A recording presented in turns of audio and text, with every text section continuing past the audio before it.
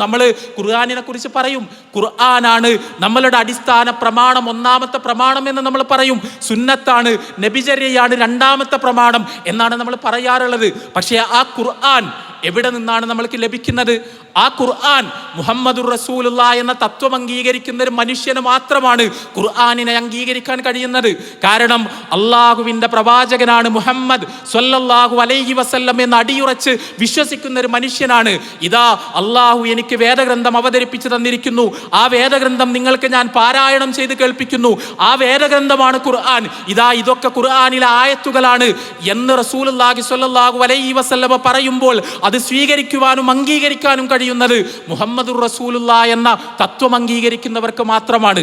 ഞാൻ സൂചിപ്പിക്കുന്നത് ഒരു മനുഷ്യന്റെ സാൽവേഷന്റെ, അയാളുടെ മോക്ഷത്തിന്റെ, പരലോക രക്ഷയുടെ, നരകത്തിൽ നിന്നുള്ള രക്ഷപ്പെടലിന്റെ, സ്വർഗത്തിൽ പ്രവേശിക്കുന്നതിന്റെ, അള്ളാഹുവിന്റെ പൊരുത്തവും പ്രീതിയും കരസ്ഥമാക്കുന്നതിന്റെ അടിസ്ഥാനപരമായ മുന്നുപാധിയാണ് അള്ളാഹുവിന്റെ പ്രവാചകനാണ് മുഹമ്മദ് സ്വല്ലല്ലാഹു അലൈഹി വസല്ലം എന്നത് അയാൾ അംഗീകരിക്കുക എന്ന് പറയുന്നത്. നമ്മൾക്ക് എല്ലാ വിവരങ്ങളും കിട്ടിയത് അള്ളാഹുവിനെ കുറിച്ചുള്ള അറിവുകൾ, പരലോകത്തെക്കുറിച്ചുള്ള അറിവുകൾ, നരകത്തെക്കുറിച്ച്, സ്വർഗത്തെക്കുറിച്ച് എല്ലാം നമ്മൾ മനസ്സിലാക്കിയത് റസൂലുള്ളാഹി സ്വല്ലല്ലാഹു അലൈഹി വസല്ലം നമ്മൾക്കത് പറഞ്ഞു തന്നത് കൊണ്ട് മാത്രമാണ്, നമ്മളെ അത് പഠിപ്പിച്ചത് കൊണ്ട് മാത്രമാണ്.